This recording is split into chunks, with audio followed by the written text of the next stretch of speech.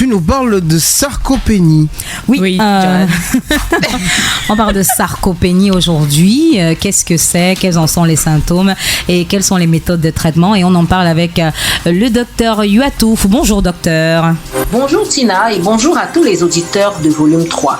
La sarcopénie est une pathologie caractérisée par la perte progressive de la masse, de la force musculaire et des performances physiques qui est en général liée au vieillissement, mais qui peut être accentuée par d'autres facteurs. Donc la sarcopénie se traduit par cette perte de masse musculaire. L'on voit littéralement les muscles avoir diminué de volume, être raplapla, un peu flasque, et cela s'ajoute bien sûr à la diminution de la force musculaire qui fait que la personne n'arrive plus à lever des objets, à se lever elle-même d'une chaise, à monter des escaliers parce que sa masse musculaire au niveau des muscles comme le quadriceps, le triceps a baissé. Il y a aussi la baisse des performances physiques qui fait que la personne ne sait plus résister, endurer pendant les efforts. Il y a les troubles de l'équilibre et de la coordination qui augmentent le risque de tomber, le risque de faire des accidents. Et bien sûr, il s'associe à cela une fatigabilité qui augmente. La personne est fatiguée au moindre effort et du coup,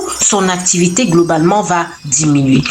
Les facteurs de risque de la sarcopénie sont bien sûr le vieillissement, c'est le déclin musculaire qui est une conséquence naturelle du vieillissement, comme les autres conséquences sur les autres organes du corps humain. Il y aura aussi comme facteur de risque l'inactivité physique, la sédentarité, le fait de rester longtemps assis, le fait de ne pas suffisamment bouger fait perdre du muscle au profit de la graisse. Une alimentation inadéquate aussi, une alimentation qui ne contient pas assez de protéines, qui est pauvre en nutriments, surtout la vitamine D, favorise la sarcopénie. Les maladies qui entraînent une inflammation chronique dans l'organisme, comme l'hypertension artérielle, le diabète, les cancers, l'arthrose, peut entraîner une fonte musculaire. Et puis des facteurs hormonaux, comme la baisse de la testostérone, la baisse de l'hormone de croissance augmente la perte musculaire. On a aussi des maladies chroniques, comme les maladies cardiovasculaires, qui, à cause de la souffrance cardiaque, la personne fait de moins en moins d'efforts et cela augmente donc la perte de sa masse musculaire. Et puis certains facteurs génétiques, il y a des familles où il y a des prédispositions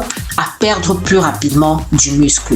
Comment prévenir ou ralentir la sarcopénie? Eh bien, la première mesure, c'est d'abord l'activité physique régulière. Et cette activité physique consistera surtout en des exercices de résistance, des exercices de renforcement musculaire par le port de charge, la traction de bandes élastiques ou le port du poids du corps comme les pompes, etc.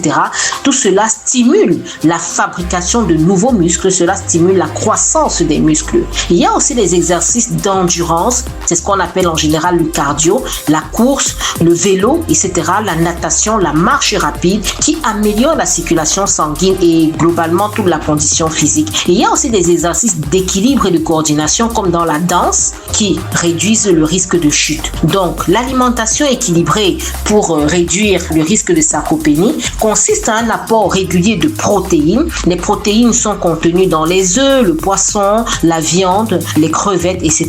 L'apport de vitamine D et de calcium est aussi très important pour préserver ses muscles. Il faut aussi des antioxydants et des nutriments et il faut être actif dans sa vie. Voilà donc tous les jours, introduire dans son programme de journée des exercices de résistance, des exercices de flexibilité et d'équilibre, des exercices aérobies pour renforcer son cardio.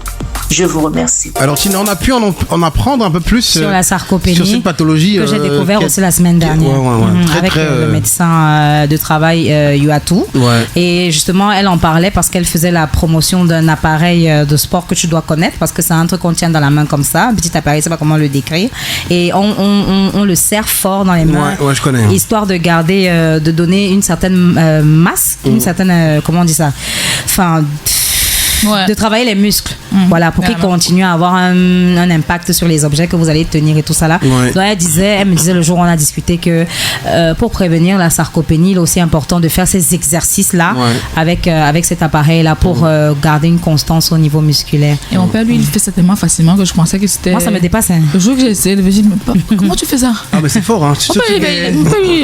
C'est une pression hein. Quoi? C'est pour te dire à quel point ton père peut te battre. C'est pour te dire à quel point ton ton père peut toujours te battre. Il nous... Laisse-moi pitié de nous. Quoi? Mais quand il marche, il marche vite, si rapide. Ça veut dire que quand tu as qu'il t'attrape comme ça là. Mais l'autre jour, elle m'a étranglé en jouant. On jouait l'autre jour, elle venait m'arrêter au cours comme ça. Elle sert fort. Hein. Qui? Ah bon? C'est vrai que j'ai un peu le C'était quel jour?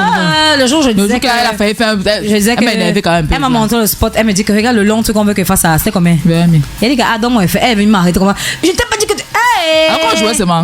Quand elle m'a lâché, elle n'arrivait plus à respirer. Retrouve la vibe sur ton téléphone via nos différents comptes de réseaux sociaux Facebook, Instagram, X et TikTok. Volume 3 Cameroun.